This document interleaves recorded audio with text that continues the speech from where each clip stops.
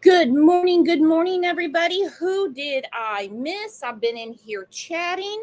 I saw Slim Shady, Crime Story Diva made it in. Uli Girl's here, Maria's here, our girl Tiffany's here, Gaelick's here. Hope everybody's having a great hump day. We have some new people in the chat. Let's take a minute and tell our neighbors hello. Give a big, warm welcome. Oh, guess what day it is? Guess what day it is? Huh? Anybody? Julie, hey, guess what day it is? Oh, come on, I know you can hear me. Mike. What day is it, Mike? Leslie, guess what today is? It's hump day. Woo-hoo! It's hump day. We're halfway through the week. Good morning, Nani. Good morning, Russian Aloha. Glenn made it in. Steph made it in. We had a great members live yesterday. If you missed the members live, I will repost it again on the community tab for members.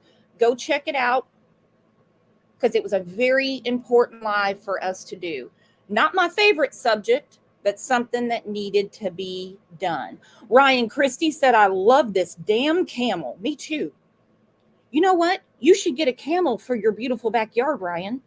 Could you imagine? You go out and you see your pool and everything, and there's a camel in it. Camels love water. Thank you for the super sticker, Izzy. Me love you long time. So what's the haps, my friends? I think we all know what's buzzing on the YouTube streets, but today we're here to talk about the Idaho4. You know, I think that's tacky, but we know who I'm talking about. That would be Ethan, Madison, Xana, and Kaylee. Horrific deaths. Something I will never understand, that in such a short amount of time. And don't get me wrong, I think they have the dude. I think they have the guy. I do. I don't know if he's the only one involved. That's for the investigators to figure out. But we have a lot to discuss today. We have a very important guest backstage. Got a big guest for you guys. Better believe it. You better believe it. So let's give a warm Crime Lines and Lies welcome to our friend, Titanium Built.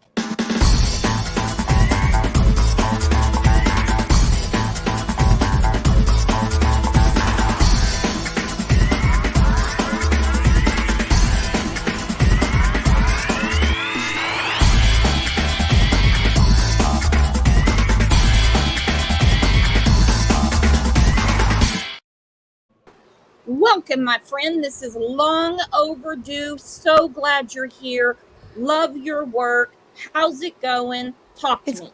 It's going well, and I love your show. I watch it every morning. I'm so excited to be on your panel with you. Me too. OJ's actually not trying to shut down the computer or anything. You know, I've been trying to train my cat for quite a while. My friend Pat and Cat Rhyme, has been telling me, just leave him alone. My husband's always like, do you know how many issues I have with the cat? None.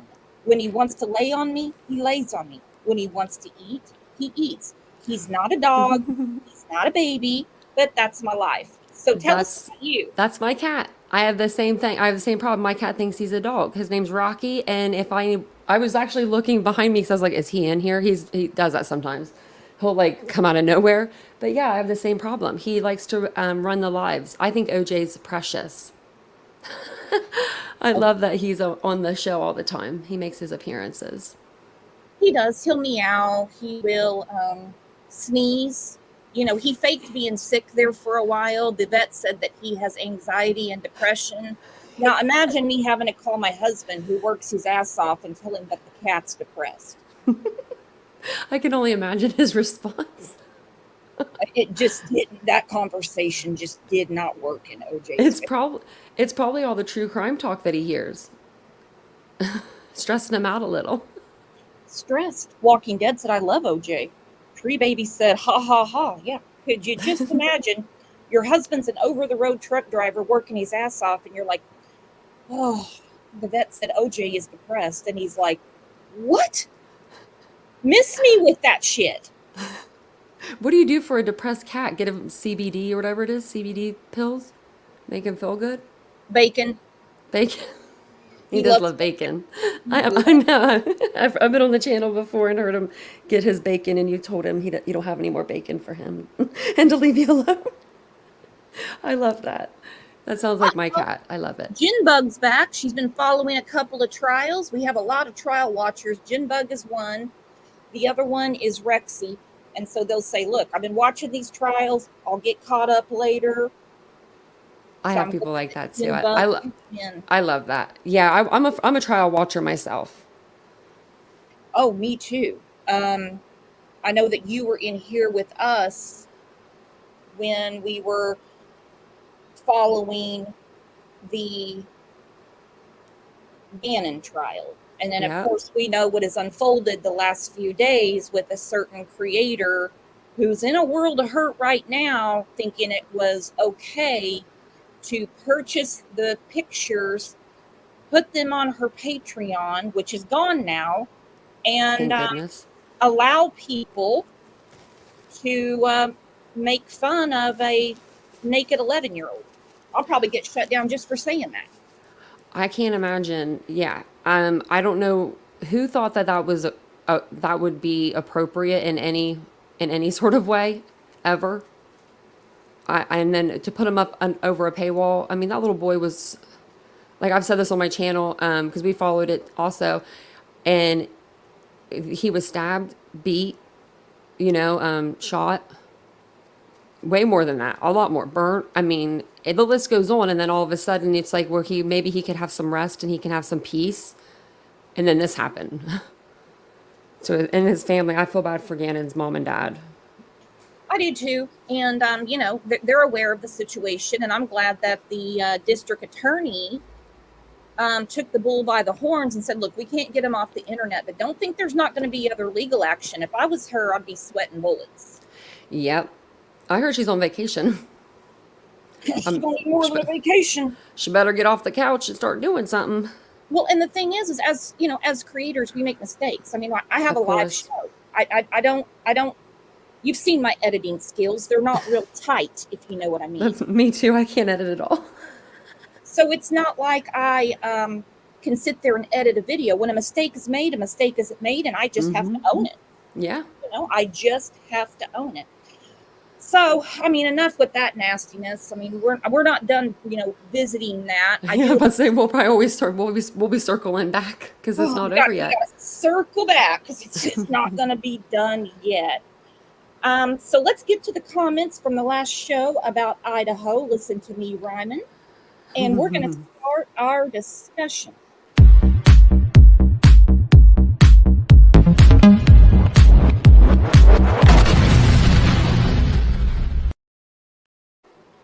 William Mitchell, 1952, says, you guys are correct about Dylan and Bethany being interviewed. In Idaho, there is a statute saying if an individuals fails to call the coroner through 911 of a dead body/bodies in a house, apartment, wherever, it is a felony, and it is punishable in state prison for 10 years. So these two girls get interviewed, grilled by MPD and federal agents, and they don't get charged for interfering with a crime scene. He said, in my opinion, I believe that law enforcement gave them both a promise or deal not to be prosecuted if they say Brian committed this crime. Bethany screws Dylan. Bethany screws, and Dylan hasn't since.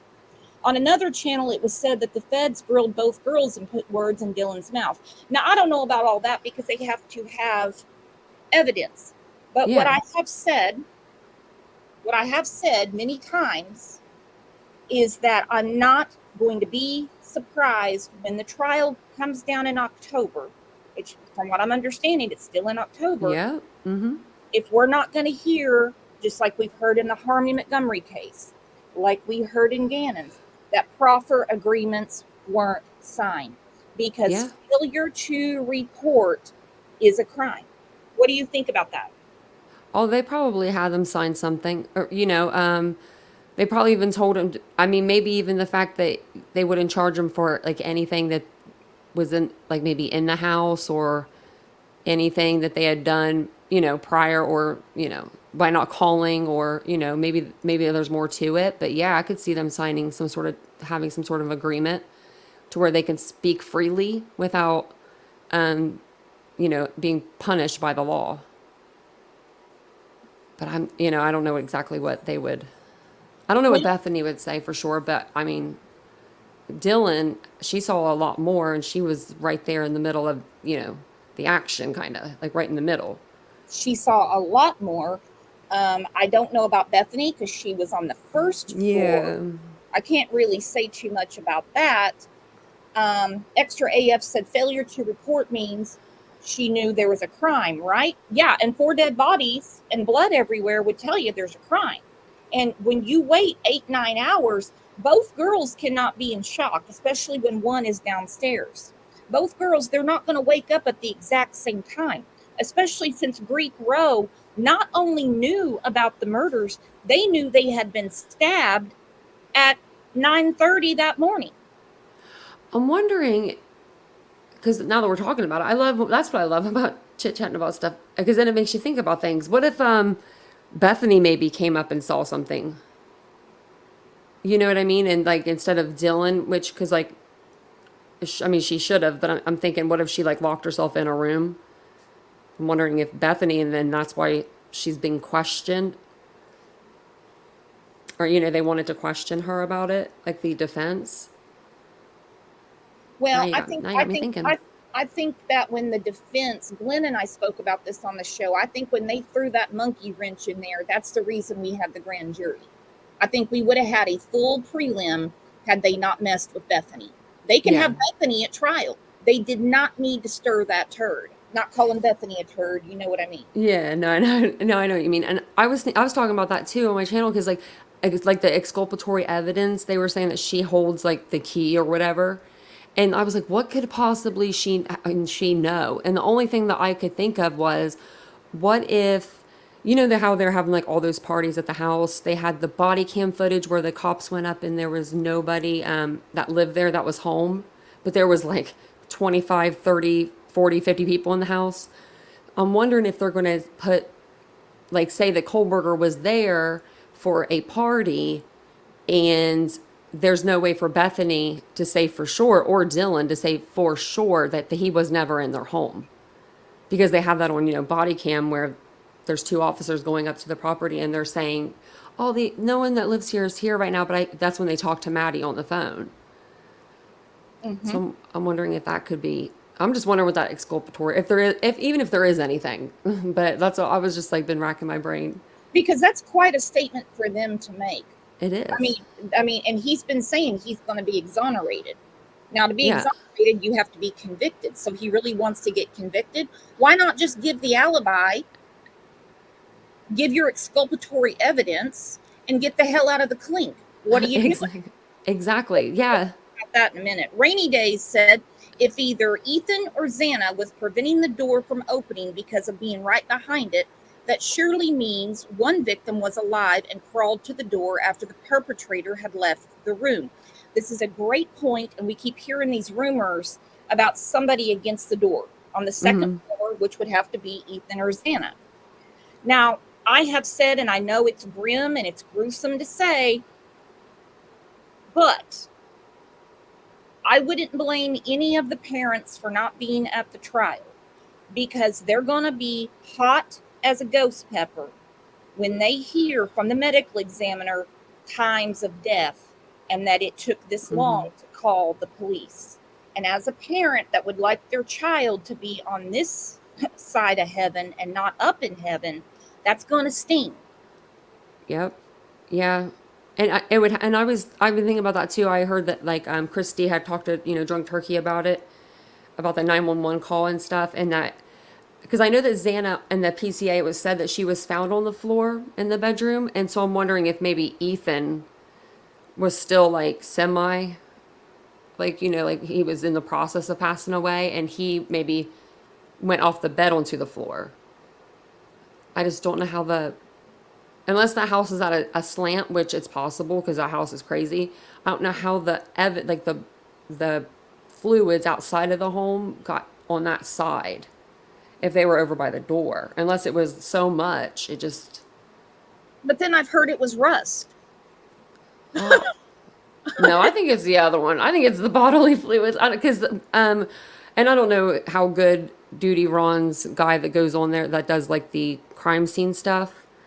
I don't know what his name is. Ed, whatever, Ed something. But he goes on there. He's like an ex crime scene tech, and he said that there was no like piping through there to where that would cause that. And he thought it was blood as well. I don't know. Well, Ed knows his stuff, so I'm gonna go with what Ed Go said. with that, yeah. Silvio said, to me, nothing seems awkward about the fact that Brian's phone pinged around 9 a.m. at King Street the morning of November 13th.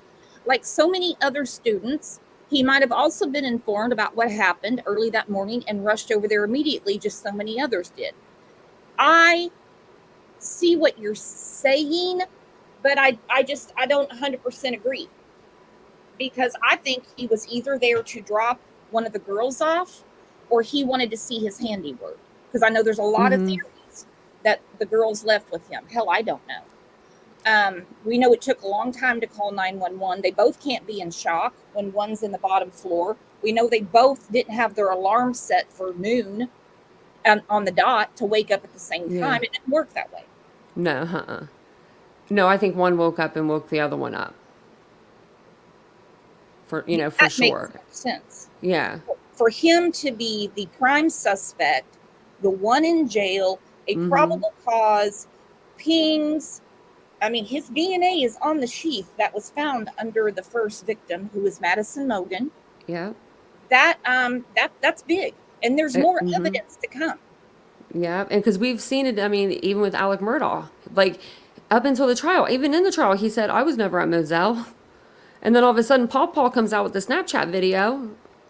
They're like, well, what about this? And then it was like he had to change his tune. I think we're going to see more evidence at trial, like a lot more. I don't think it'll probably be out until then, but I think we'll see stuff before then, but I don't think we'll see the real big stuff maybe. Oh, God, no. No. I mean, they're going to save everything. The only person that can talk, and I know some people have argued with me about this, but it is the truth. The only person that can speak on this case would be Bushy. Yep. He has every right to defend himself with the media. He's the one whose life is on the line. I would be.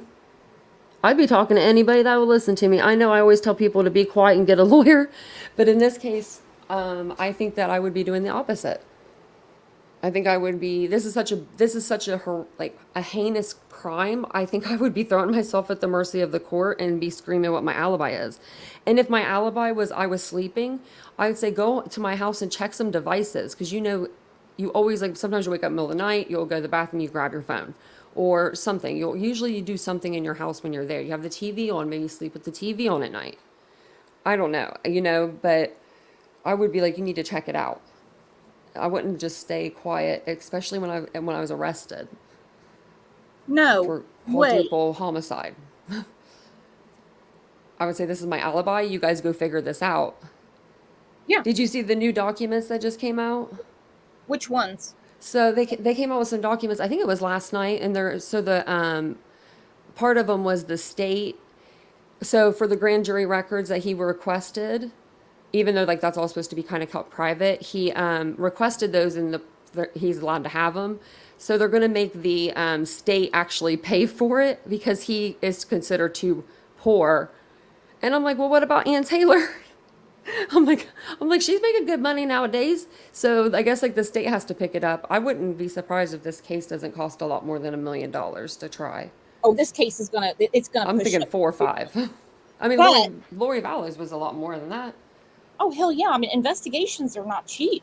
They're not cheap, and trials are not cheap. That's why so many of these DAs, hey, you have DAs that have never been to a trial before. Yeah. Because everything gets pled out. Okay, if they plead to manslaughter, we won't go to trial, because if we go to trial, I mean, either way, you got life in jail. So the difference is, do you want library privileges or do you want to be in the hole for 23 hours a day? You go tell Exactly. the client, what do they want? They're going to be in jail for life, but there's the difference. Mm-hmm. Yeah. So our Bushy does have a 37-day stay. Now, this has to do with the grand jury. They need time to look through everything that happened at the grand jury. Yeah. This is very strange to me because grand juries are sealed. Defense does not get to talk. They don't even know about it. They don't get Exactly. to go. So I'm sure it's happened before, but I've never seen it before. That the I've never heard of it. would get to go through what a grand jury has done. But this defense, there would not have been a grand jury had they not have messed with Bethany. I'm telling you. That's I know. I the wish whole reason that happened. Wish we would have had that preliminary. It probably would have answered a lot more questions for people. Well, they wouldn't need a 37-day stay had they left Bethany alone. They would have had a preliminary hearing, and then a bunch of stuff would have been out on the table. Let's look at this. Okay. A judge in Idaho has given the man accused of murdering 4 University of Idaho students some time to review case materials. Brian Kochberger filed a motion to stay proceedings in the trial, which basically means pausing everything. Today, the judge granted him a 37-day stay to allow him and his defense team to review material from the grand jury that indicted him. The judge says this motion does not affect any other aspect of this case. Kochberger's trial is still set to begin in the beginning of October. Okay, there we go. Judge said it doesn't affect any other aspect of this case. Trial is still in October, but they have 37-day stay to review, which is a little over a month, what the grand jury findings were. Yep. Very interesting, if you ask me. Very. I mean, she's doing a pretty good job, I think, so far. I wonder if they're going to use the 37 days, because I think he said something like they could tack them on for the trial part or something on October 2nd. Like timing, I think. But yeah, I remember them saying that about the stay. Man. But they're still going to trial. That's what's so crazy to me, because I thought for sure if they said they were going to go for the death penalty, that Brian Kochberger would then request the speedy be removed. Like, I thought he would invoke it or whatever, like, and not do a speedy trial, because that's your life. That's not just, a life sentence. That's you're going to death row. So, to me, I was surprised he didn't do something, when that was put on the table. I honestly don't see how, in less than a year, they're going to be ready for a death penalty trial. No, I don't think not. No, we've seen trials. I mean, look at all these trials, like Lori, Letitia. It took like 4 or 5 years. Now, I don't know if COVID maybe had something to do with that, but it doesn't seem like it would, it seems like it's going to be at least a couple years, you would think, before this goes to trial, as much as I wanted to go October. But I feel like they're going to need more time. They don't have all the evidence yet. I don't know what they're waiting on yet. I know that the prosecutors are waiting on some stuff, too, to give to the defense. Well, they're waiting on the feds. And like I said, waiting on the feds, that's like waiting to lose weight as you're eating a cheesecake. Ain't that the truth? And this judge saying that the feds have this long, they don't give a shit about that judge. No. You really think? Oh, hang on 1 second. Snazzy. Death penalty cases wouldn't cost so much if they were made to make DP appeals priority. I agree, Snazzy. Defendants have a right to a quick trial. Victims should be entitled to swift justice. Decades on D-Row cost the taxpayers a fortune. Shameful. And we're going to talk about that right now, because good old Mark Garagos was on News Nation last night. Now, if it cuts to Jennifer Coffindaffer, I'm going to turn it off right then. Okay? She thinks that there's something going on because Bushy was wearing a suit in court. I saw that. I was like, no. Like he's an escape. No. Like they're going to let him walk out the door. He's dressed nice today. Let him go out. Yeah. This tells me a lot because he's wearing street clothes. And I'm like, He has a right. No. They don't like to. Crazy. Let's see what old Mark Garagos has to say.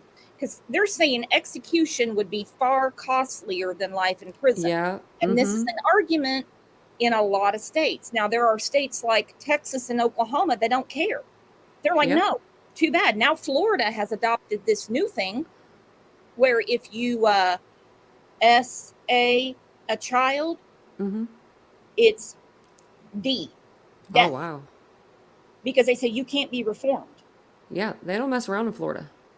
You'll never be fit for society. And I'm kind of hoping Texas, Oklahoma, Alabama, those that use the death penalty pick up on this. Yeah. Trial attorney, criminal defense attorney. He's also co-host of the podcast Beyond a Reasonable Doubt with Adam Carolla. He's joining me live tonight, along with Richard Block, Idaho criminal defense attorney, who has a few things to say about the death penalty, especially in Idaho. Garagos, I'm going to start with you. Are my numbers off? Again, I only grabbed a couple states, but you know more about this than I do.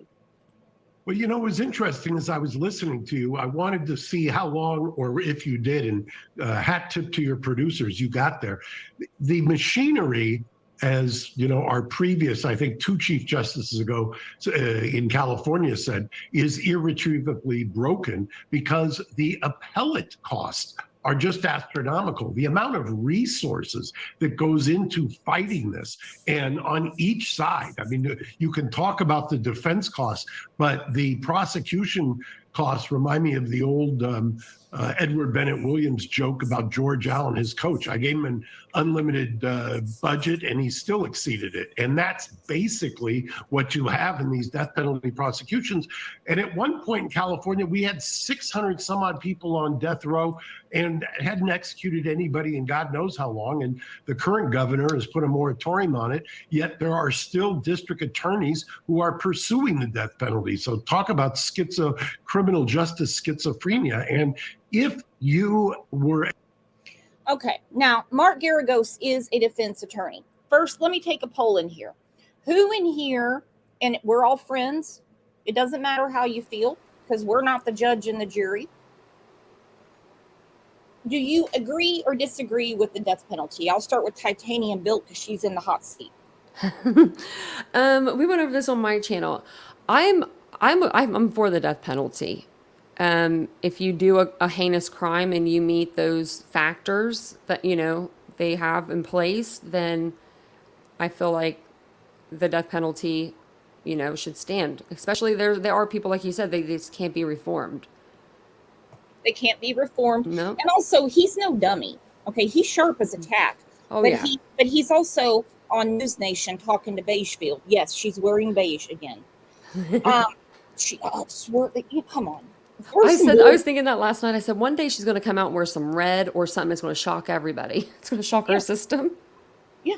If I was here, if I was her, I'd come out and I'd be wearing, you know, baby blue. I'd throw some pink on or something. But anyway.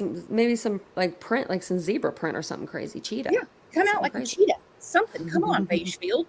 But he knows that states are different. Yeah. So, you know, you can't compare state to state. I had this conversation with a friend of mine the other day.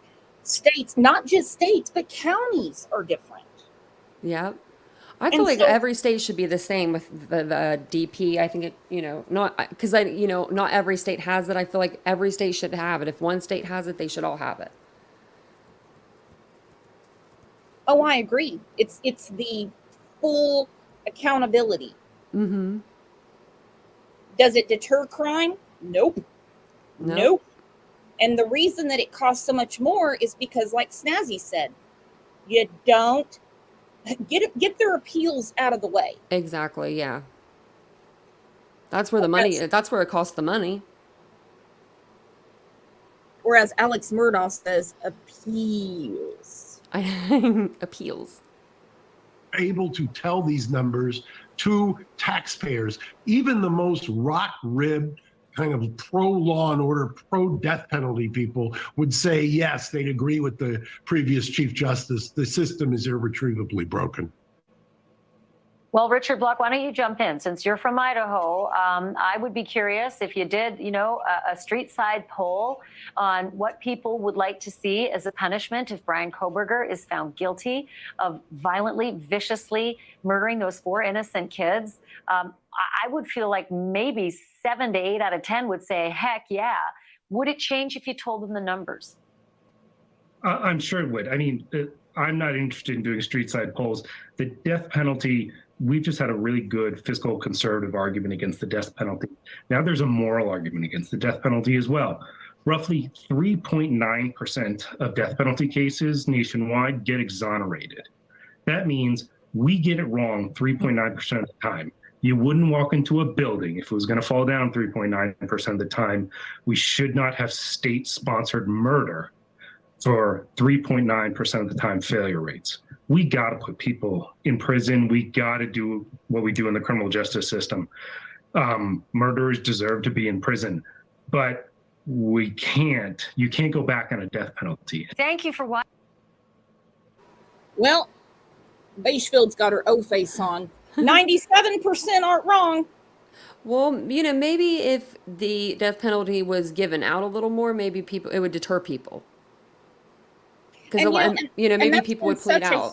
That's been such a heated topic. Matter of fact, in one of the classes that Bushy took, does the death penalty deter? No, because criminals don't check the law books before they do something. Nope, sure don't. That's why I about lose my mind sometimes when I see other chats, not here, is when they're like, we need tougher laws. Find me a criminal who cares. Yeah, that's true. That is true. You don't think what you do. You definitely don't. And that's why I don't know if I could think that he actually, before I tell you that, let me tell you this part. I was looking at an article because it goes with this. I guess they've had in Idaho, they've had a death row inmate on death row for like 30 some years, and it's cost the state like $1.1 million. Like, why is he still on death row after 37 years? Well, they need to talk to the governor. Yeah. I read that article the other day and I was like, are you kidding me? Because it was trying to compare, what maybe they would spend if Brian Koberger, was, convicted and he was on the death, had the death penalty. But I think Beachfield cares. She's Canadian. That's true. Why does she care? She has to put her 2 cents in. She doesn't pay taxes in Idaho. If the people of Idaho and the families of the victims say, we want the DP, then that's what they're going to get. Yeah. And I'm going to tell you something. In these cases, and we know it from the Gannon case, we know it from many cases, the families, as they go through this, we know it, from the Michael Vaughn case. The prosecutors they tell them more than they tell the public. Absolutely. Now, if, there was a little issue there with Steve Goncalves for a while because he was saying stuff on Fox and he had to get an attorney. He didn't have to, but he got an attorney because they stopped telling him things and he didn't like that. Yeah, and absolutely he didn't. 2 cents said it's good for the economy. Well, really at this point, what's good for the economy? Okay, except for jobs. Yeah. And cheaper gas and groceries. That's the only thing. That's the only cheaper eggs. That's the only economy lesson I have for us today. All right, let me ask you guys what you think about this. Of course, I'm going to start with Titanium Built because she's in the hot seat. What do you think about them taking down the house? So at first, I was like, tear it down. I really was. I was like, tear it down. And then I saw a interview with the Gonzalez's and stuff, and they were talking about how it should stay up, till trial and things like that. And then I was starting to think about, I went to school for criminal justice, but I graduated 10 years, 11 years ago, 12 years ago. It's been a long time. So it was a lot different back when I got my degree. We didn't have walkthroughs. They didn't really do that kind of stuff. So at first I was like, they should just tear it down. But now I'm leaning more towards keeping it up if it does go to trial in October. The only thing is, what if it doesn't go to, trial in October? It takes years. I'm on the fence with it still. I'm on the fence, I feel like. Gaelic said, nope, let the jury be able to visit it. Because I know the jury would want to nowadays. Because that's what I was getting to. Like, when I was in school, like I've never heard of a jury visit. I've been told like really Alec Murdaugh, and I think they did an OJ, but I was so young then. And I know that with people now, they want to see the DNA, they want all that physical evidence instead of like circumstantial, but they want more like physical. And I think that they may want to go see the house. And if they tear it down and they can't go see it, what if it sways them, in a different way? But it because could they weren't sway able to them see it. one way or another, because time is Exactly. going to be a huge thing in this case. Time's a big thing anyway. We know what time the show starts. We know what time we have to be at the doctor. We know what time to be at work. We know what time, to go pay that traffic ticket. We know when the electric bill is due. We get time. So Yeah. time is a huge thing in these cases. That's why when I first came across the case with Michael Vaughn, and when I came across the case with Athena Strand, I said, well, the parents couldn't have done it because there's not enough time. Exactly. Yep. There's not enough time. So in this case, they're going to want to do a walkthrough, and they're going to have to see how this house is laid out. Here's just a rough guesstimate. So when you pull into the front, it appears to be, or the back, it appears to be a 2-story house. Side, but it's actually 3 stories. Now, we've been through this house several times, and I guarantee when you go into something physically, it's going to be different. So they're going to have to prove Bushy deserves due process, and so do the victims and their families. Yep. I know that's a hard concept for some people, but that's how it is. Everyone deserves it. Yeah. When somebody's taken out of society, we need to know that every stone was unturned. So they're going to have to convince 12 people, and we know it's hard enough to convince just one person of something, but 12 people that in 20 minutes, and I think they have the dude, don't get me wrong. I think he is up to his eyeballs in this, but they're going to have to convince them that he got in, went upstairs, Madison, Kaylee, came downstairs, Xana, Ethan, and got out. Now, a lot of people say it's very easy to do. If you ever use a K-bar, then it's easy. I just think it would be detrimental to the case for them to tear this down, because if the jury says, no, this 3D model's not doing it for me, the O.J. Simpson jury, hell, I thought they were going to move in. I remember watching it on TV. I think I was like 9 or 10 when that happened. My father was into true crime, so it was on every day. He was VHSing it up, tape recording it. So I remember the walkthrough, but I don't remember, the walkthrough. The Murdaugh trial. The Murdaugh they did trial. one. Yeah, they did one for Murdaugh, and then I think they did the Parkland shooting.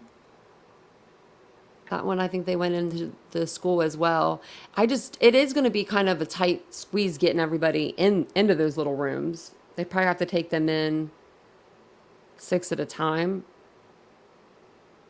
And I wonder if they'd have to take them in during the same time at night. They'd have to probably put the furniture back in it if they wanted to do like acoustics or anything. You're going to want to have to hear sound. Yeah. And I don't agree with some of these experts that are saying, oh no, they're going to be very kind to Dylan. They're going to be very kind to Dylan. No, I don't think so. I think she's going to be Ann Taylor's target. I'm not saying that's going to happen, but that's what I think is going to happen.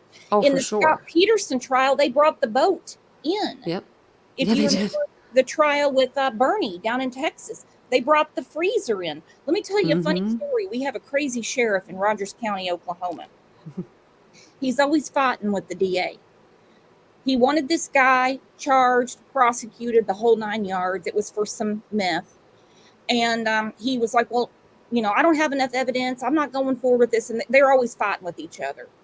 He got a tow truck to take the whole double-wide trailer and put it in the parking lot of the courthouse and said, there's all the evidence. Go get it. That's funny. That's really funny. Oh my lordy. We need some sheriffs around here like that. He said, you process it. It's all right there. I've already told you. And that's a big problem with our justice system, because you have these police officers who don't get the support from the community. They're wanting to lock these fools up. And then what happens? You got a judge and a DA going, oh, it's not enough for me. Sounds like Swills. Doesn't help me. It's not helping me. Oh my gosh, exactly. You're not helping me.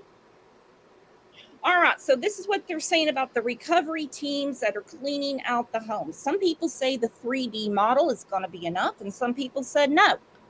What if the jury wants to go through the house?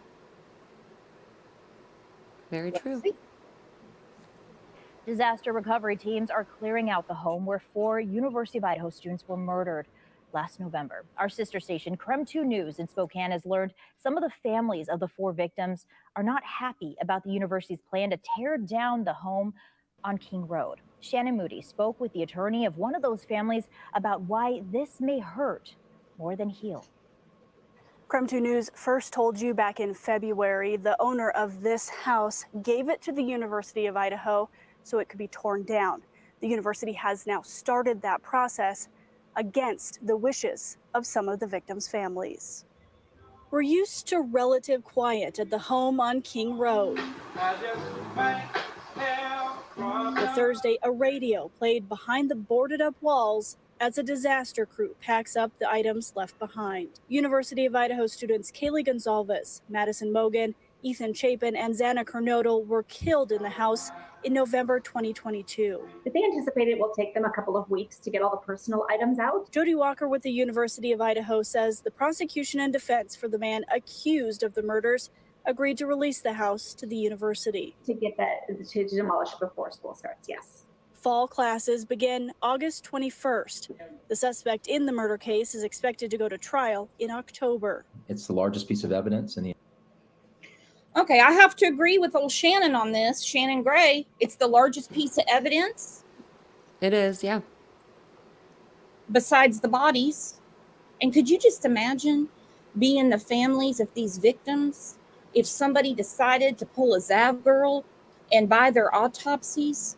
I mean, they're pulling up floorboards in the house. You know why they're pulling up the floorboards?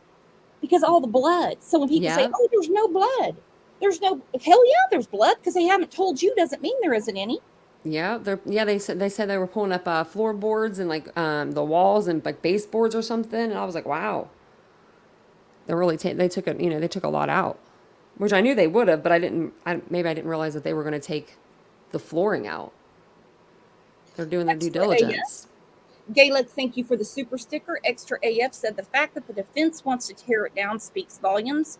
And the fact that the defense says there's no DNA in there speaks volumes. Mm-hmm. We haven't heard that from the prosecutors. Nope, haven't. We haven't heard that from the feds, who they're all waiting on. Yeah, because I think they both had like 6 weeks or 7 weeks to like in the house, like the defense did and the prosecution, like after they stopped the demolition the first. I was muted. I did not mean to mute you. My goodness. Oh, no, you're fine. I thought I did that to myself. But what was I saying? The demolition. No, I don't even know. My brain like went to the mute, and I was like, I know, because Dum Dum here hit mute, and I don't know what the hell I was doing. But we were talking about the demolition. I can't remember though, so go ahead. Well, the university has always been somewhat of a thorn in the side of this case. Yes. In my opinion, because of course they are concerned about filling seats, if you know what I mean. Mm-hmm. They gotta contend with FAFSA, Sally Mae. They need those government dollars coming in. Can't do it at Murder University. Nope. Can't do I know it. they're ready. I mean, they're ready to tear it down. I think they said like before next semester, fall semester. So it's going to be like I think August. Like if that's what they're saying, like August 21st, I think is when this semester starts or something. Yeah, so they want it torn down before kids go to school in the fall. Yeah. Well, so I mean, what and so you're just going to put like a koi pond out there and a remembrance bench? Come on. Yeah, exactly.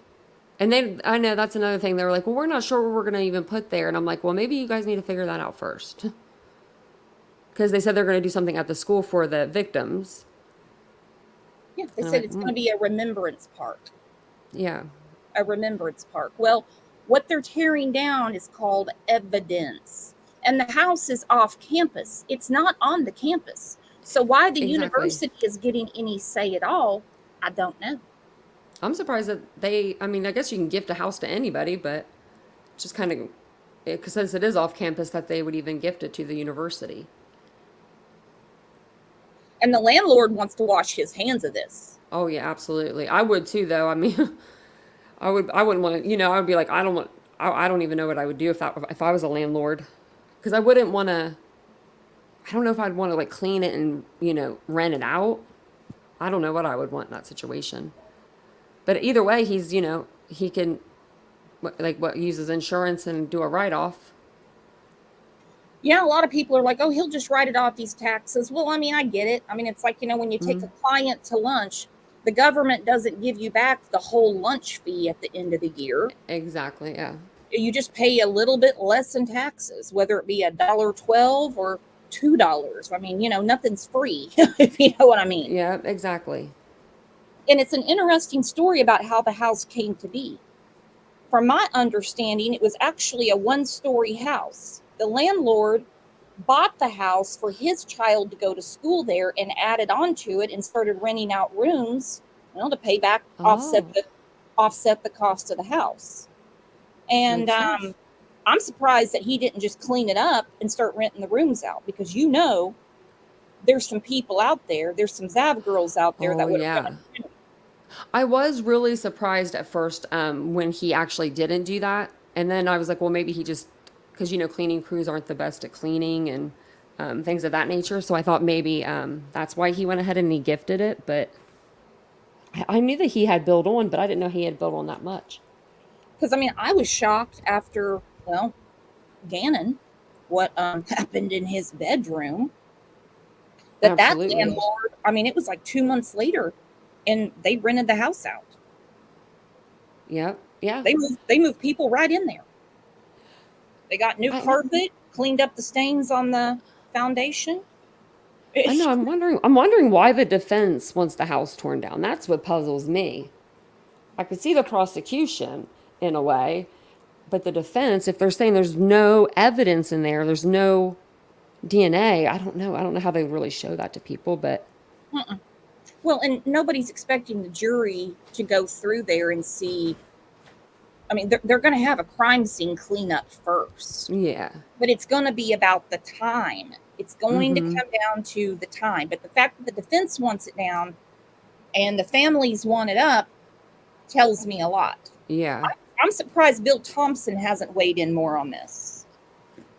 Yeah, me too.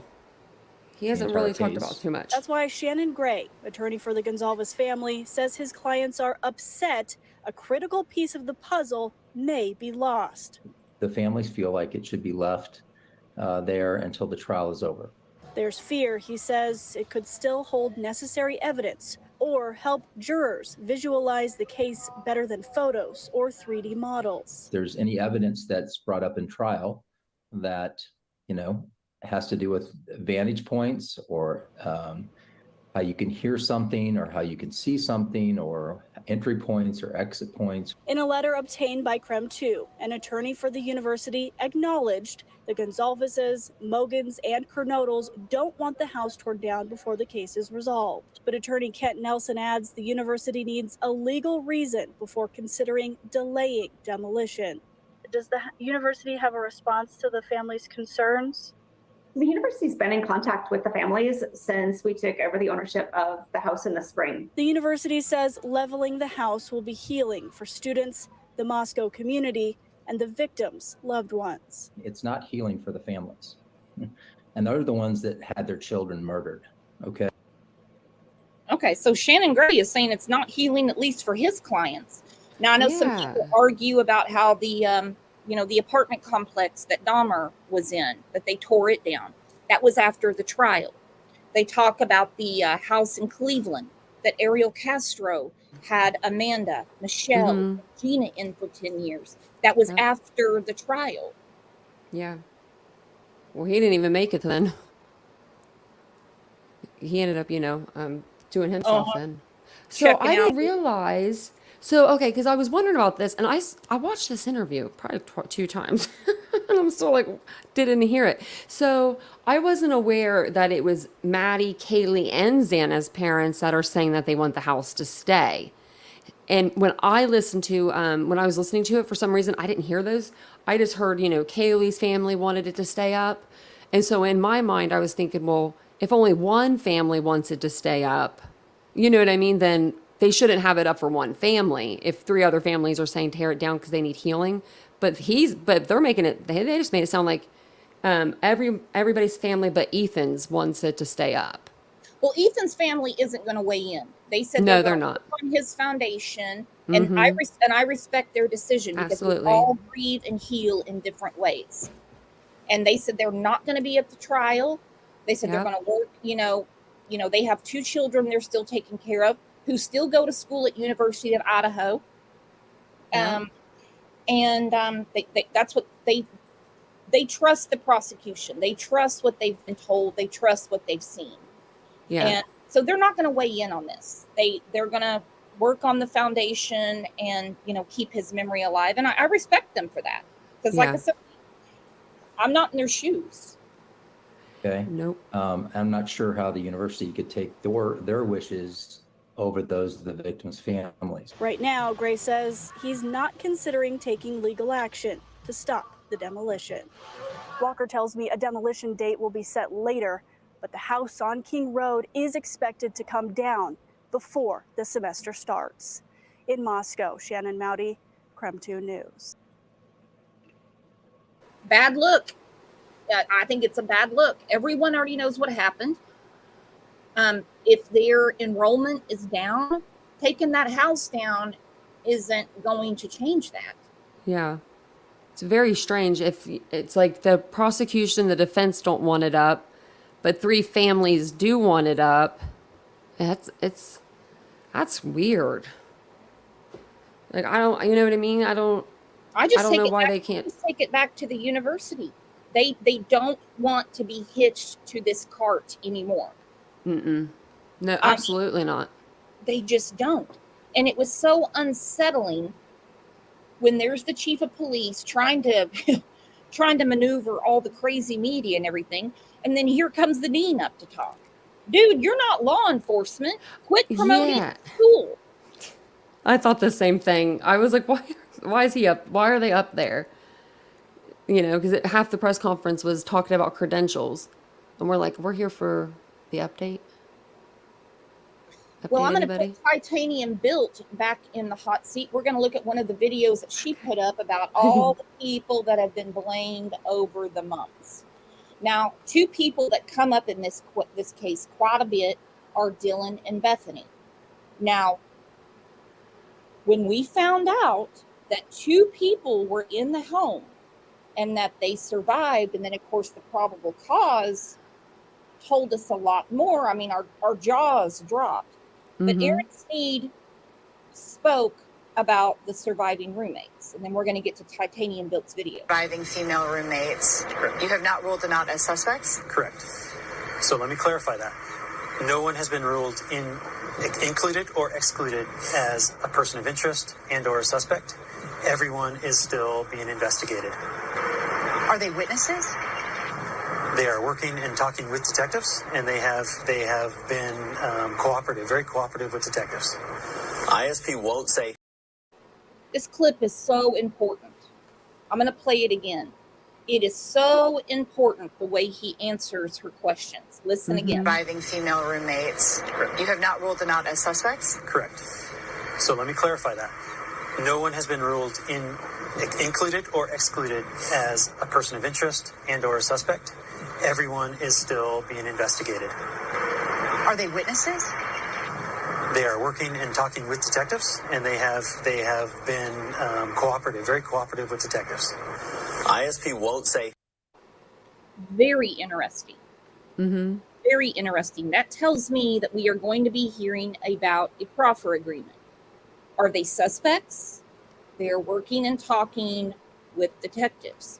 We know that failure to report, I'm not picking on Dylan and Bethany. It's the law. I don't make the law. I don't enforce the law. I think when they realized time of death versus time of call, they had to get real gruff with them. Mm-hmm.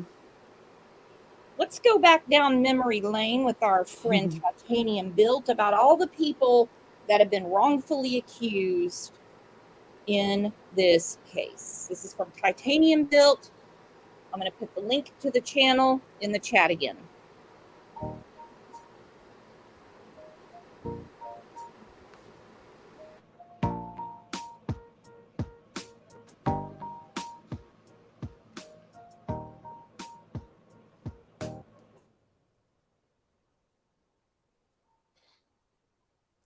Hey guys, and welcome back to my channel where we do talk all things true crime.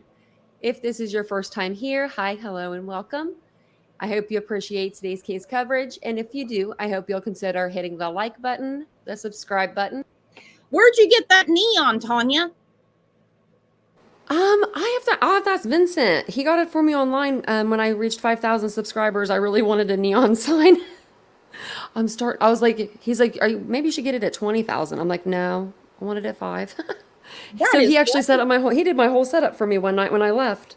You're so pretty too. Oh, thank you so much. Yeah, tell Vincent to get a hold of my husband. I need one of those. Okay, I will. Christmas is right around the corner, believe it or not. Yeah, it is. The bell icon to be alerted to all new content. And if you're feeling extra generous, go ahead and share this to the platforms that you follow. If you're a returning Titan, welcome on back for yet another upload. I appreciate each and every one of you so much. We are almost to 10,000 Titans. So if you guys haven't subscribed, make sure you hit that subscribe button. So this is going to be a short and sweet video, but I put together a list of people who have been wrongfully accused in the Idaho4 case. That's what we'll be discussing today. We are going on the 8th month of this case. It started back November 13th, 2022. And today, as I'm recording this, it won't come out till later this week, but it's the 9th. So we're about 8 months in. And let's say the YouTube streets, they have disappointed. They have disappointed us. So if you are new to this case or you haven't been here since the beginning, well, buckle up because the list is pretty long and crazy. Very long. And the crazy part is about this that most of the names that have been made up on this list that have been brought into this are made up by the same group of creators that hang around each other, that feed off each other. But take this list and add to it, please, in the comment section below, because I'm sure I missed some people along the way. I do hope that this video will show you and it'll help you kind of see what's been going on and what happens in every high profile case. I want people to see the gravity of this case and all the misinformation that's being handled and being thrown out there. It seems to come with every very high profile case, and this one's not any different. So I wanted to go ahead and share with you guys this little video that I made. These are going to be there's 19 or 20 people that have been accused of being the perpetrator in the Idaho4 crimes. I did not add Bryan Kohberger to this list because he has not been exonerated or proven innocent yet. He's the only suspect, so he's on the list. So let's go ahead and get started. Actually, hold on. Sorry, you guys. I wanted to do this for you.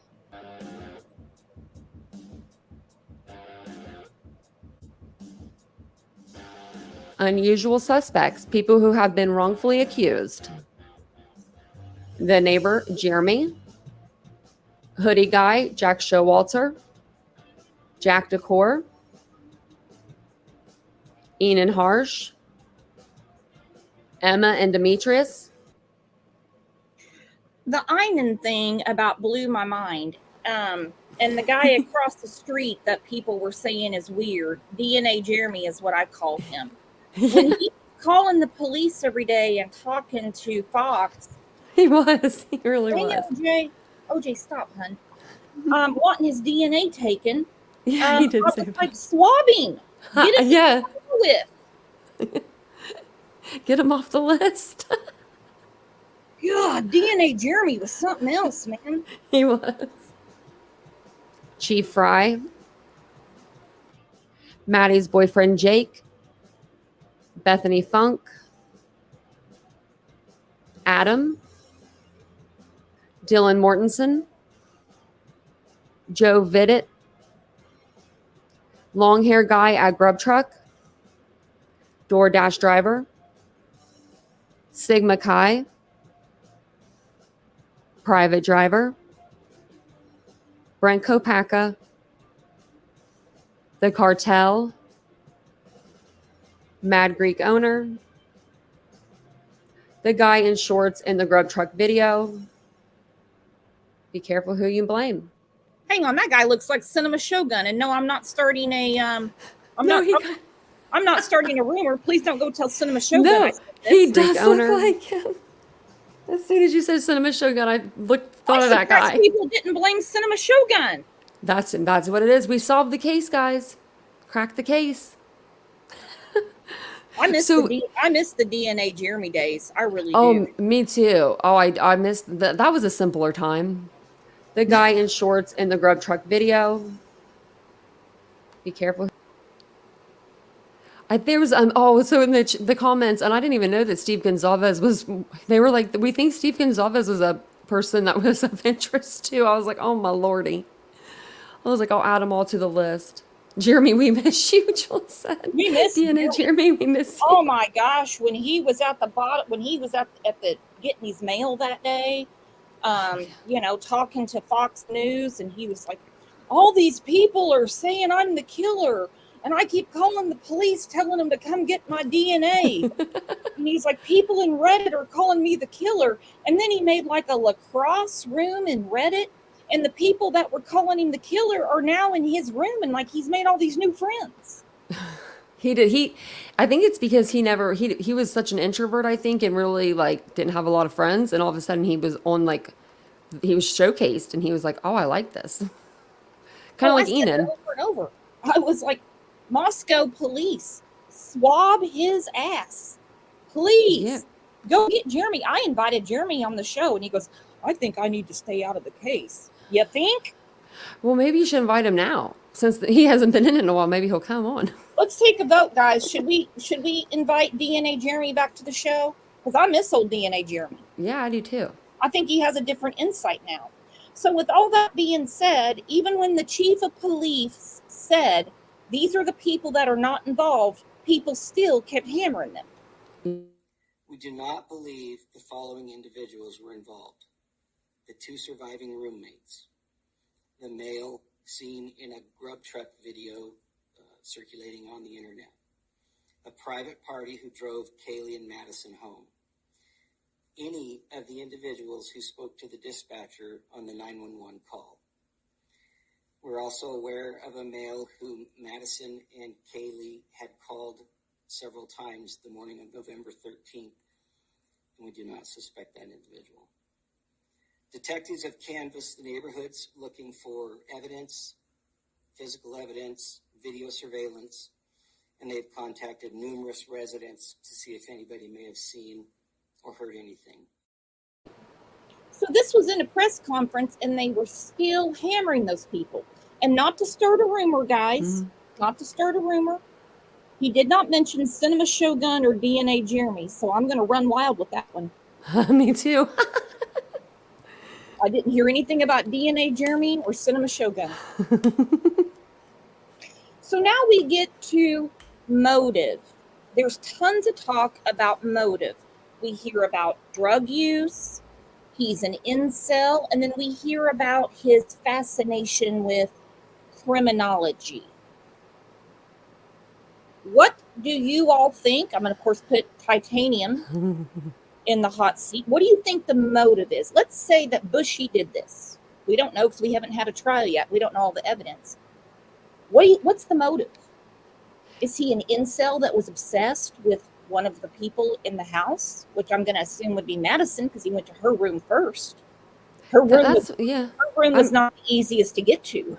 Not at all. And that's what I think. I think that I think it was either like an infatuation like that with Maddie, because I think that's who the target was. Or the only other thing I can think of, and maybe he was trying to commit the perfect crime. He thought he could do it. But that doesn't make sense for a normal person to think that way. But then again, this isn't a normal crime. So I think it's either probably one of the two. Like he either wanted to try to commit the perfect crime or both. But I do think that the target was Maddie, so I think that it was more of an infatuation with her where it stemmed. Extra and he would have, he would have time to like look, like he could watch them as well without using his car. You know, he could have like taken, I know that it would be like documented, but if he took a lift, let's say he took a lift to a restaurant and then he jogged over there. And then he, you know, or something along those lines. So the 12 times that he was pinged over there in his car, those are just like, or with his cell phone, he may have not, you know, he may have been over there more, I think. And if not, he was looking maybe through, you know, internet searches. Because maybe that he felt more comfortable being behind a computer. Well, I could definitely see that. I still think that all the noise complaints, Slim brought this up several months ago, and I agree with Slim, that he could have been placing those noise complaints. Yeah, absolutely. I really think anything is possible. Christina said the pings were drug pickups. Excuse me. We're going to get to the drugs in a second. But this is his fascination with criminology. Your national correspondent Brian Enton live for us in Pennsylvania, where the suspect is being held. Brian, you're hearing there is an odd potential connection between Idaho murder suspect Bryan Kohberger and the BTK killer. You spoke exclusively with BTK's daughter today. What is she saying? I did, and this is just a chilling connection, and we're going to get to that in just a second. First, though, I want to update you on something that we just discovered through the public defender here in Monroe County, Pennsylvania. He confirms that Bryan Kohberger's father traveled out to Idaho and then drove in the car with Bryan Kohberger back here to Pennsylvania in mid-December, that they were in the white Hyundai Elantra and that they drove back together here in mid-December, which is very, very interesting because remember that basically the entire country has been looking for that white Hyundai Elantra. And now that we know that they were together in the car driving back here to Pennsylvania where this whole thing ended. But back to that chilling connection, Bryan Kohberger's professor here in Pennsylvania, professor of criminology, actually wrote a book on the serial killer BTK and interviewed him extensively. They have an intimate relationship. They spoke on the phone and had in-person interviews many, many times. And she actually wrote his autobiography. And now BTK's daughter is speaking to us exclusively about this very, very strange connection. She is wondering whether Kohberger perhaps had a fascination with her father. She's also talking about what families go through in situations like this when someone in the family is arrested for a brutal killing, like what happened with BTK or Kohberger. Take a listen to what she told us exclusively.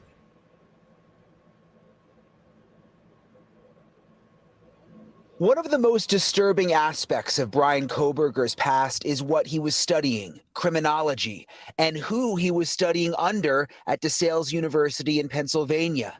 Dr. Catherine Ramsland, a serial killer expert who had a close relationship with serial killer BTK. Now, obviously, this clip is much older. This clip is older. Hello, Kevin B. So we know much more now. But the oddity that he would take a class from Ramsey, who had a very close relationship with BTK. He was early to every class. This is not an easy class to get into. Nope. So do you think it could be a fascination? I mean, he's obviously, I mean, if he's the dude, he's obviously not wired right. Yeah, I know that Gacy said, like, because whenever Bryan was arrested, he said, was anyone else arrested? Did BTK do that too? I don't think he did. But I know that they both stood silent, I believe. Yep, BTK stood silent. That's what it is. So I knew there was something they had in common. Yeah, I mean, maybe he's taking a page out of the old playbook. I could see it. And I know that it was hard to get into that class and for him to be studying BTK. And wasn't BTK actually, he was the one that sat plates and stuff on people so they wouldn't move. Mhm. And if they moved, then he would unalive them. So I'm wondering if he, really did take a play out of that playbook, and that's how he maybe was so quiet. Things were so quiet. Well, and I don't know about why BTK stood silent, because I'm really not up to snuff on that case. But Bushy stood silent because Ann Taylor explained, "Thank you, Pat, for gifting memberships. Oh, that's so nice. Check it out. Who's a member? Look at that. Mary Glick's a member. LT's a member. Harlot's a member. Check out the members live from yesterday. It was a very important live. But the reason that Bushy stood silent is because they were challenging the grand jury. So this wasn't some legal tactic. It's actually common when they plan to do that. The defense, like Extra AF said, did not come to play. They're not a defense in name only. They're not a dino team, if you know what I mean. Exactly. They're there for the party. Yep. Even writing his autobiography. What did you first think when you heard that Dr. Ramsland was teaching Brian Kohberger? Personally, my first reaction was just like my stomach churned, and I literally physically got ill, knowing that there was now a connection back to Ramsland, and she connects to my father. It was just a lot. Carrie Rawson is serial killer Dennis Rader, aka BTK's daughter. BTK stands for Bind, Torture, Kill, and Rader is responsible for killing 10 people. Do you think he may have had any sort of communication with your father? Kohberger could definitely have had communication with my father. Well, obviously we know he studied my father in criminology classes. He probably studied him heavier since he had Ramsland as a professor. So yeah, he did study BTK. Now, when asked by TMZ, I have it on the screen, the BTK killer has axed rumors he was in contact with accused quadruple killer Bushy. And in the BTK voice, he says, "No on Kohberger all around." I just looked it up because I knew there was something else they had in common. BTK's first kill was 4 people too. And so if Brian did this, it would be the same amount of people the first time. Woo! Yeah. That is, yeah, you're right. You're right. You're a hurting unit. Wiss, that's a good question. Wiss asks, does BTK have connections to his victims? I don't know if he did or not. I don't think he did. To whose victims? BTK to his victims? Yeah. Or to his? BTK's. No, he stalked these people out. That's what I thought. So he could be kind of the same. All I know is in a case like this, and I hate to say it, I am a human. You have to feel bad for Bushy because I know I get pits like in my stomach when I think like of just like I'm like what would I think it's more like because I would never want to be in jail or do anything like that, but like when I think of them going on death row or going to prison, because we do have a heart, I get like a pit in my stomach, but then I got to think of the people and what happened, but we're human. Oh, I don't care about that. I'm desensitized to that. Oh, I'm not that desensitized yet. No, I just feel like I'll get like a pit in my stomach, but then I'm like, and I think it's more for me because I'm like, oh my God, I couldn't imagine if I was in jail. I'd jump off the roof if BTK wouldn't want to be my friend.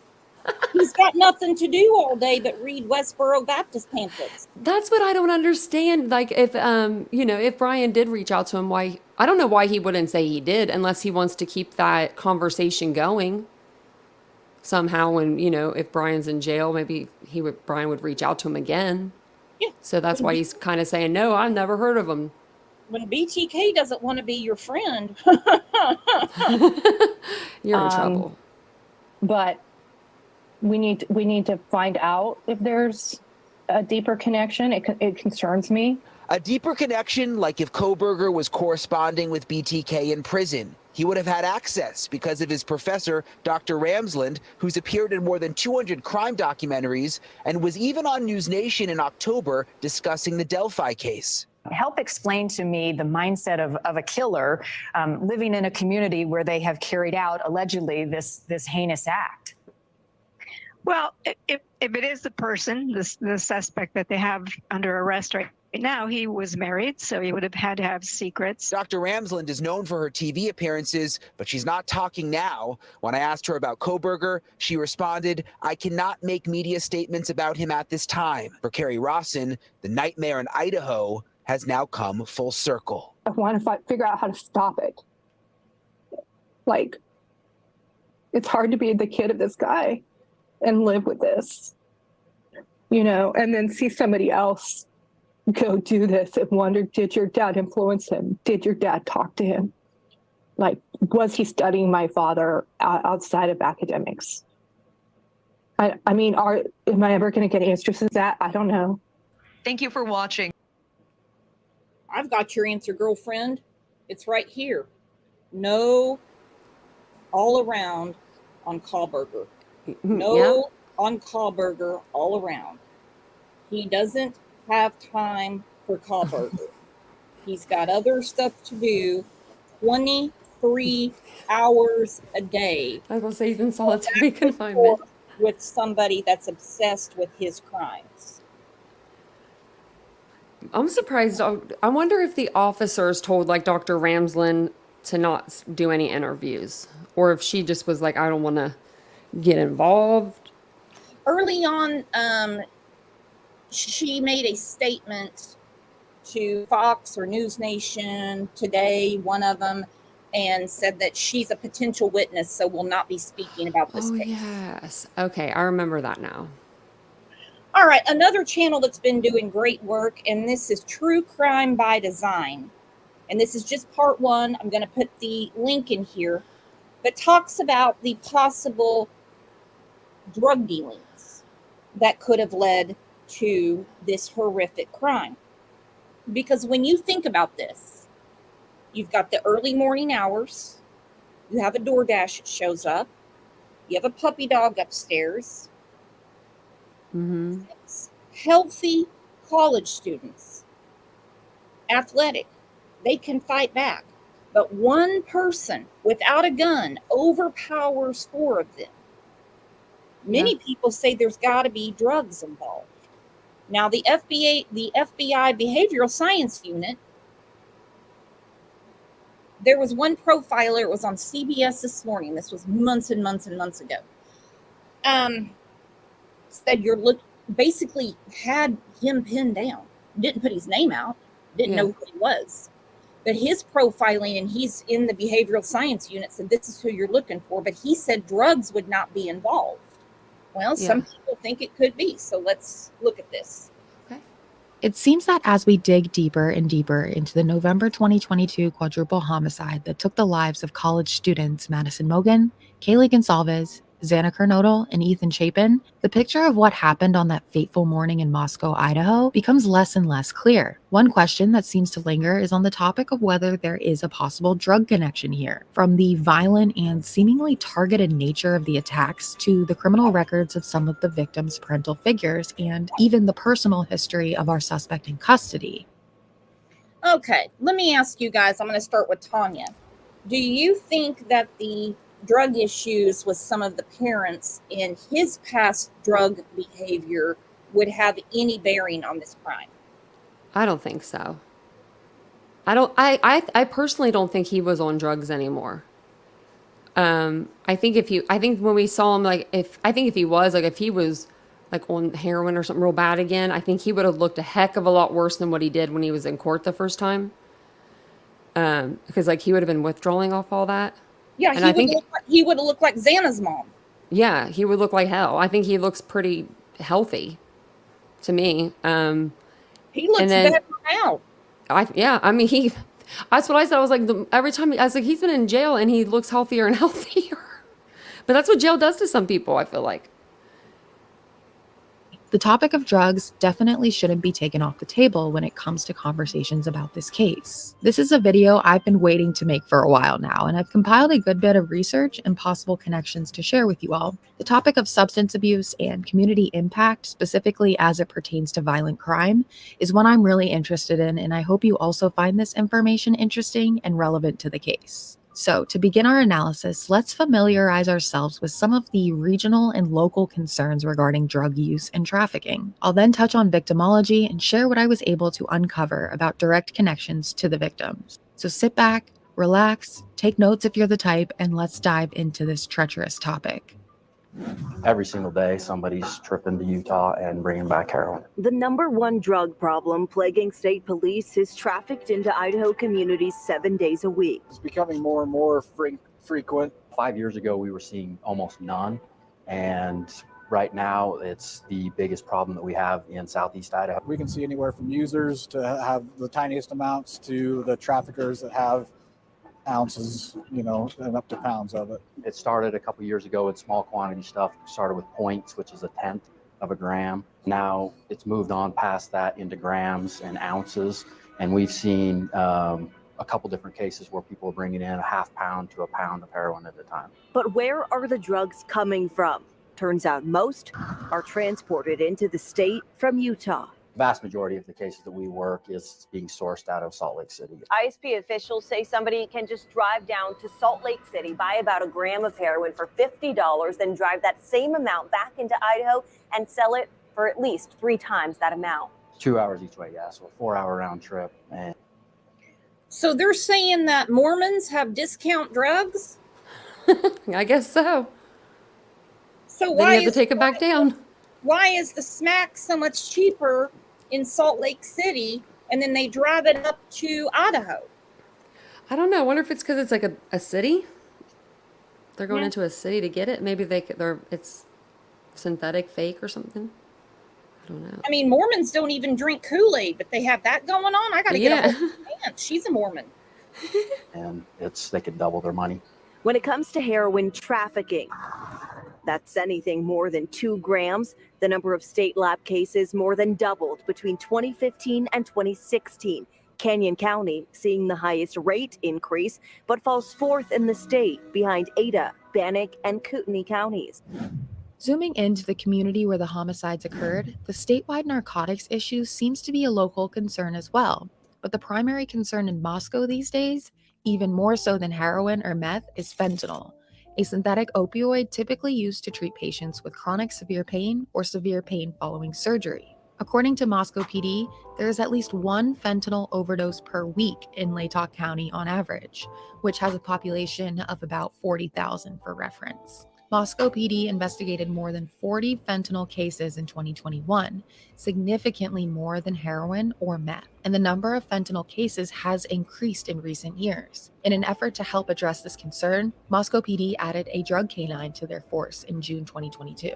Fentanyl and other illicit drugs are prevalent in our communities, but Moscow police have a new weapon in the fight against drugs, and that's their first ever drug canine. This is Ragnar. He's an 18-month-old lab from the Netherlands, and he may look harmless, but his job is serious business, sniffing out illegal drugs hidden from officers during traffic stops or property searches. His handler tells us the need for a drug canine in Moscow is very real. Now, let's take a trip about 2 hours north of Moscow to Kootenai County, where Maddie, Kaylee, and Xana all grew up. Maddie and Kaylee both attended school and grew up in Coeur d'Alene. Xana was actually born in Coeur d'Alene and lived about 15 minutes east in Post Falls, Idaho. Kootenai County has a population about 4.5 times the size of Latah County, with about 180,000 residents. About 2 weeks ago, 5 people died in Kootenai County from suspected fentanyl-related overdoses. Since my last report, an additional 2 more people have overdosed. The Kootenai County Sheriff's Office says fentanyl is continuously popping up all over the county. For Brandel, the fight has quickly become exhausting. He says he's tired of the community avoiding this conversation. He's tired of people pretending nothing's wrong. And he's tired of the common excuse that it's just a few bad people selling and doing drugs. Have kids in school, you have soccer moms, I don't know how kids do it these days. I really don't. for one, you have social media. So, and we know what it's like. I'm just going to speak from a woman's perspective to be a girl in school. Mm-hmm. You have immense pressure. Yeah. If your mom drops you off in the morning and she's got rollers in her hair and she's smoking a cigarette, you're devastated all day. Yep. But now you have social media where people are like, I saw your mom made a TikTok. I saw your mom's asking for prayers. Now you have this fent problem where they don't know if they don't know what's in what. Exactly. I couldn't imagine growing up nowadays. No, I couldn't either. And they need to lock this stuff down. And you all know Mm-hmm. what I'm talking about. Absolutely. Shut it down. Have medical professionals. You have people that they get hooked on it because they had a legitimate medical need for it. They were prescribed it, and then for whatever reason, it kind of spiraled out of control. He says there's no easy solution. The opioid epidemic can't be solved by law enforcement alone. The solution needs to come from the broader community because right now, the problem isn't getting better, but worse. So it's pretty much common knowledge at this point in the case that Xana's mother, Kara Northington, also known as Kara Kernodle, has an extensive criminal record, including quite a few drug charges, most of which are in Kootenai County. And if you've been following really closely, you may have seen reports Maddie's stepmother, Corey Hatrock, who also has drug charges in Kootenai County, and notably, she was also represented by Ann Taylor. And this I will never get over. Ann Taylor has defended Maddie's stepmother and Yep. Xana's mother. I'm not over it. I'm not going to go over that either. Which, I don't care if her name is on the letterhead. You know who your lawyer is. I believe Xana's mom. I do. When she says that Ann was her lawyer, I believe her, because when you are going, and if you're going to sign your power of attorney over to somebody, I mean, I know she was on drugs or whatever, but at the time she was in jail, so she wasn't even on drugs when she signed it over. I don't know. You have to really trust somebody to sign it over, and if she says she signed it over to her, I don't know. I mean, it's common. It's common for a public defender to defend everyone in the damn family. Exactly, yeah. Free attorneys are free attorneys. It's common for private attorneys to defend everyone in the damn family. Yeah. It happens. It happens a lot, actually. Yeah. It's just another weird thing in this case. Very, Who very was Kara Kernodle's defense attorney, of course, until she became Koberger's defense attorney. So both of these women with direct connections to our victims, Xana and Maddie, were facing serious, and I mean serious, drug charges at the time of the murders in Kootenai County, both being represented by the same public defender who now defends Brian Koberger. So keep that in mind. But we're going to dive a little bit into these charges because there's some really interesting stuff here. And the media hasn't really touched on all of this, but it raises some serious questions. So starting off with Xana's mother, Kara.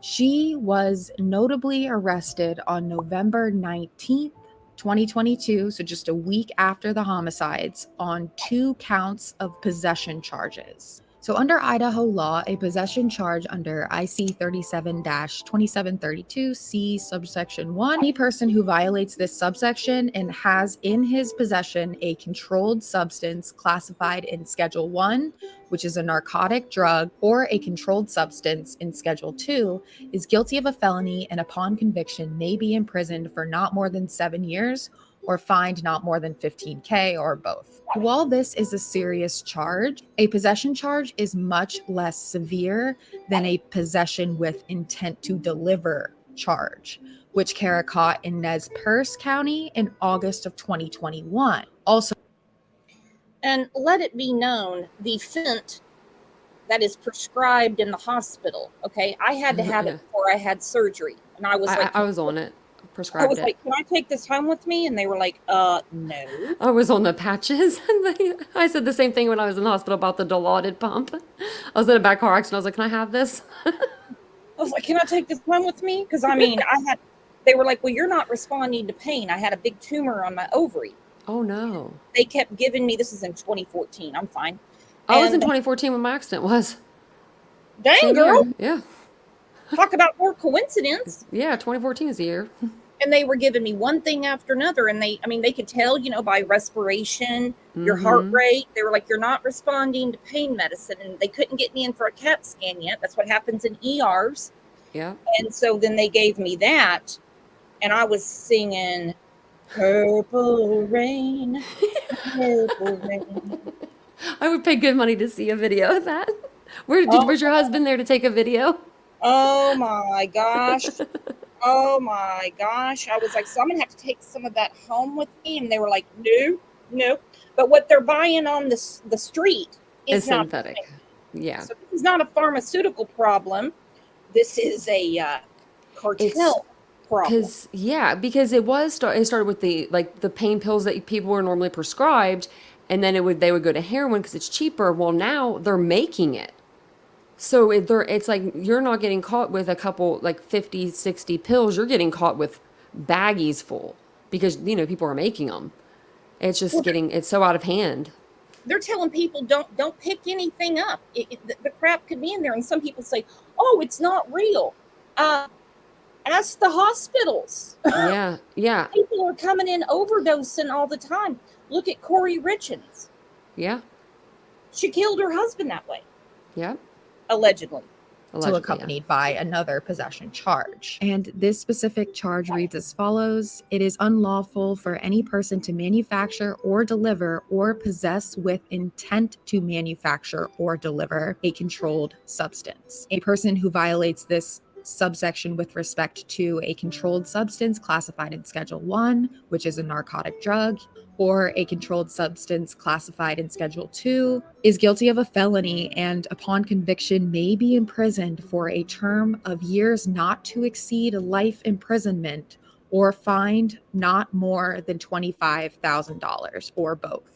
Now, this August 2021 case, which was the possession with intent followed by another possession charge, is actually still pending. And check this timing out because it just gets weirder from here. It looks like Kara changed her plea to guilty for this charge on September 13th, 2022. She was supposed to be sentenced on November 17th, 2022, just 4 days after the murders.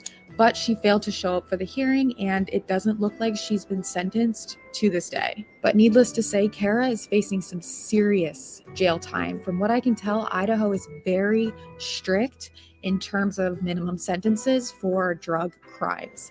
And there may be some concerns regarding habitual offender.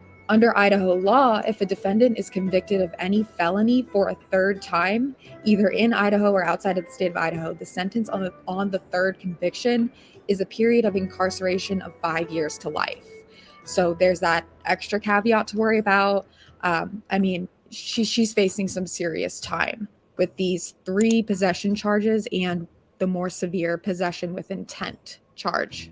So obviously I wish her the best, and I hope that she can get the help that she needs to turn her life around.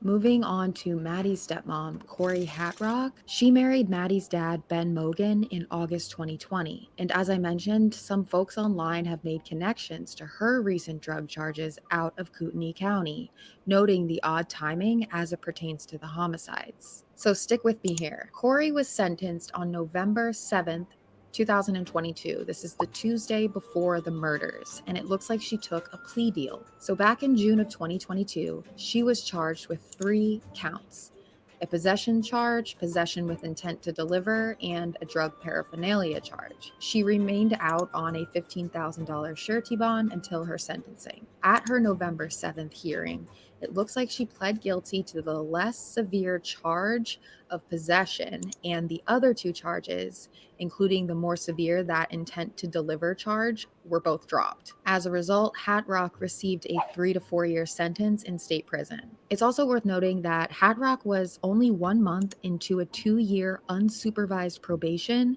when she caught these charges, stemming from a March 2022 drug paraphernalia charge that she pled guilty to in exchange for no jail time. So that may be a reason they handed her a stiff sentence despite her guilty plea. So why does any of this matter? And it might not, but here are some facts that you're going to have to rationalize. Time of the quadruple slaying, both Kernodle and Hatrock were in the process of or just accepted a plea deal with Kootenai County prosecutors pertaining to drug possession with intent to deliver. 2. In Hatrock's case, she was able to get both the drug paraphernalia charge and the much more severe charge of possession with intent to deliver, both dropped despite having been on probation at the time. 3. It is a known fact that prosecutors will oftentimes offer deals to a defendant that could help them in another case. For instance, they can offer a deal to someone who, though guilty, is prepared to give testimony about a co-defendant or help resolve some other unsolved case. 4. Per documents filed by Koberger's defense, we know there is a possibility of an informant in this case. 5. Kara told Ashley Banfield at Oh, Ashley Banfield's wearing blue. I stand corrected. She doesn't always wear beige, but this is really important. Look at this. About a co-defendant or help resolve some other unsolved case. 4. Per documents filed by Koberger's defense, we know there is a... Okay, now mind you, this is a defense tactic, but it still needs to be discussed. They mentioned a possible co-defendant and an informant. So this leads a lot of people to believe that drugs could be part of the connection. Okay. I was wondering where everyone was getting it. Okay. To the extent that information exists regarding an informant who is not going to be produced as a witness, including recordings or written statements of an informant or that identify an informant, such information is not subject to disclosure, and the state asserts informant privilege. So meaning you would be protected. An informant would be protected. You know, like I said many times about Dylan and Bethany, the failure to notify, we're probably going to hear that there was a proffer agreement. I'm wondering if if it's like if an informant that they use multiple times, if they keep that one more protected than if it was just a one-time witness. Do you know what I mean? Like where they could put that in the transcript so the defense knew, but maybe redacted it so Brian Koberger didn't know. That's just really weird to me that they wouldn't give the identity up. I mean, but it is because it's an informant. But if someone's an informant, then they probably won't. But don't think that these informants don't go to jail, because if they step out of line, they know exactly who they are and they snatch them. People in the Summer Wells case all the time saying they're not doing anything to Don and Candace because they're informants. No, they're not. No, they're not. No. What do they inform about? They didn't inform anything. No. Possibility of an informant in this case. 5. Kara told Ashley Banfield at News Nation that she believed that... And this is just my opinion. This is just my opinion. Like I said, we're all friends here. We can agree to disagree. This interview should have never happened. No, it shouldn't have. This should have never happened. Never. This interview should have never happened. I agree. I wouldn't play it. I mean, I watched it, but I was like, no, she's living in her car. Yeah. She's missing teeth. And she just lost her child too. She looks horrible. She's on drugs. You know, it was a bad look for them to do that. And that was a long interview. Which is why it was kind of tongue-in-cheek yesterday when they were calling out Zav Girl, and I don't really care about Zav Girl. I don't really get into what other creators do. But I'm like, you did this. Yeah. This woman is sick. Yeah, extremely. She needs help. That Xana's dad, Jeff Kernodle, changed the locks on Xana's bedroom just 1 week before the homicides. Are these all coincidences?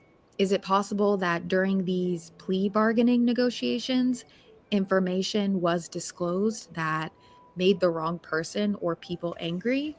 We still don't know anything about our nexus from the suspect to the victims, or any of the complicated factors that may surround that particular connection, if indeed it does exist. I just have a nagging feeling that these proceedings are important, and I want to know what you think. Does any of this shine light on a possible nexus? Is it possible this crime was committed in retaliation, or to send a message, or even silence somebody with information? Let me know what you think in the comments, and I'll see you for part 2 of this analysis, where we will explore some other aspects of a possible drug connection in this case. Check out True Crime Design to get part 2, where she talks about more of, drugs in the area. Where you have a university, hell, where you have a church, you're going to have a drug problem. It's everywhere. Mm-hmm. It's everywhere. So it's no coincidence. It's no coincidence. It is strange the way she puts together the timeline of Xana's mom and Maddie's stuff. Yeah. But Maddie and her father and stepmother weren't exactly close. Her stepfather, she called dad her whole life. So I don't think she really had any connection with them. I mean, I could be wrong. Yeah, well, I know that Xana didn't have a connection with her mom. When her mom was on the interview, she didn't know where Xana's bedroom was. She didn't know where she lived. She didn't even know if she had Arizona license plates or Idaho license plates on her car. So I don't know if that would, you know what I mean? So I don't know how people would find her, I guess, if they were searching for her because of Kara's doings. Because Kara didn't even know where she was. They were not close at all. No, because Xana's father got his girls away from her. Absolutely. Yeah, he seems like a very, very good dad. He is, and he moved to Arizona. I mean, that's how far away from her he wanted to go. Exactly. And I think that with the lock on the door, I think she just wanted the door locked because she had a boyfriend. That's just me, though. With him fixing her dad fixing the lock. Yeah. Which, I mean, how hard is it to fix a lock? Why didn't Ethan fix that lock? Now that I'm thinking about it. Maybe because they're 20, I don't know. Because I was like, I would have fixed that lock myself. I would have went to the store and got my lock. He's just being a good daddy. But he was. And I think it was parents' weekend, too. It was parents' weekend. Yeah. So up there, so anything that needs to be done, he got done. And people are and landlord ain't going to do it. Well, no, not when he's in Colorado. Not when dad's there. Mm-hmm. And then you have, the people that are saying that, Xana's dad's an asshole because he got away from her mother. Well, look, when someone's on a train of destruction, you can't have it around their kids. Absolutely not. And if it was, what would have happened to those girls? They might not have, well, unfortunately, Xana's not here, but they might not have been the people that they became. I don't think Xana had anything to do with drugs because of her mother. I don't think that was something that she would partake in. That's just me. My parents were both alcoholics, and I don't drink. I'll drink every few years. I'll have a drink, but seeing it, usually want to break that kind of that trend or that curse. And I feel like she was strong enough to do that. Xana was. Yeah, Xana had quite a spirit. They all did. Every one of them did. Before I shut this down, let's take a second to remember the victims in this tragedy.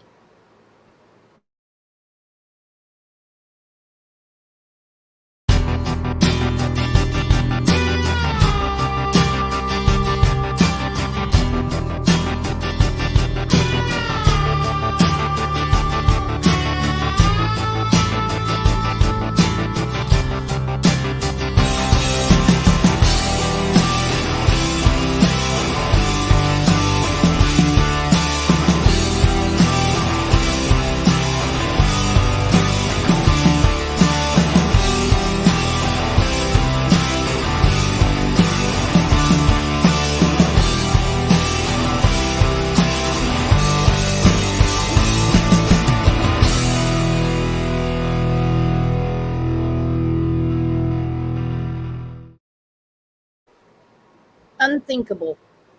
I know. Way to make me tear up in the morning. I know. I'm good at that. I don't know if you saw in that video I did. I had my nails painted yellow with white on the insides for the tulips. I've been doing like every color because it's all their birthdays. Like, so I did pink for Maddie in May, and then I think June. Was it June? Yeah, no, May, and then June I did for Kaylee's birthday. I did purple. So I was like, what can I do next? And I was like, oh, tulip colors. And so next will be Xana. I didn't get to do it on her birthday, so I'm a little late, but That is so sweet. it's so sad what happened to them. Like this is like tragic. Like as a creator, it's you can't just like shut off the live and then go watch something else. I'm like, okay, what's going on? What's happening with them? And I think about what Ethan's mother said. You take the kids to college, they graduate high school. You kept them wrong. You kept them away from the wrong crowd. Kept them on the straight and narrow. They're in band, they're in football, they're in debate. Whatever. They graduate, then they're off to the university, and you say, "We did it. That's wonderful. We did it." And then this happens. Yeah, a week later. Like, that's crazy. I don't even know if it was a week. I think the parents' week might have been the week before, but yeah, like I remember that interview, them saying they dropped their kids off, and they got in the car and they said, we did it. Like, that's terrible. I have so much respect for the Chapin family. They are just a family they're grieving together. And, a lot of times this stuff will break families up. And all these families are just, more together, I feel like. Even old Steve's been in the gym working out. I don't know if you noticed. But I was like, man, did he get bigger or what? He's ready for court. I'm just glad they're keeping themselves healthy. Mm-hmm. Their family's healthy between the ears, because we're on the outside looking in. Yeah.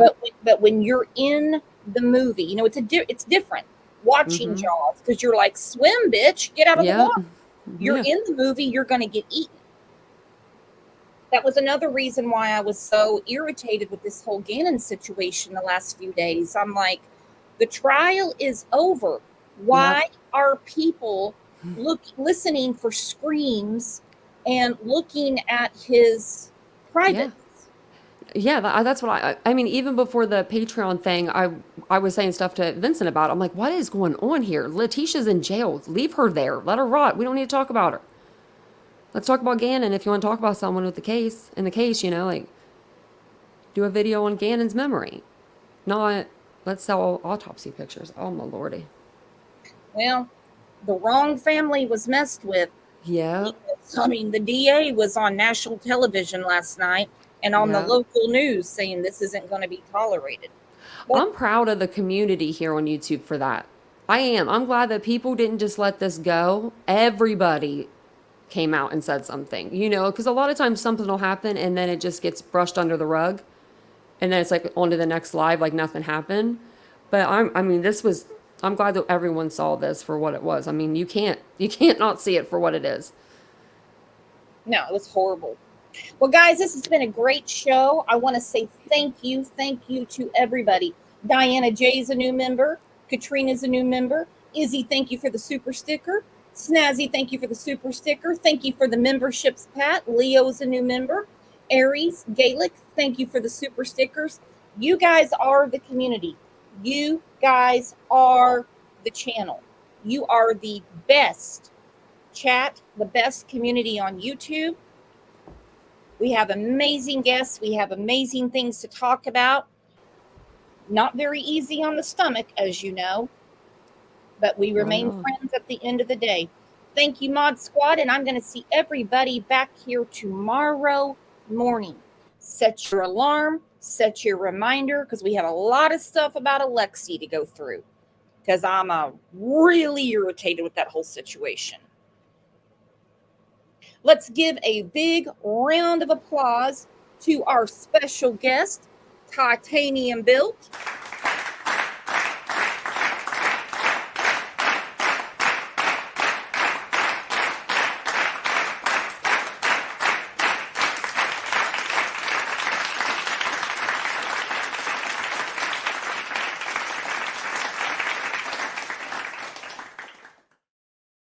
you so much, my friend, for being here. I just loved going back and forth with you about all of these different, well, motives.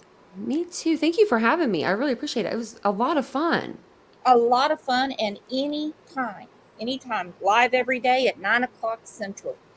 Speaking of 9 o'clock Central, I will see you guys back here tomorrow at 9 o'clock Central. Be well, be safe. I'll see you in Discord or one of the Facebook groups.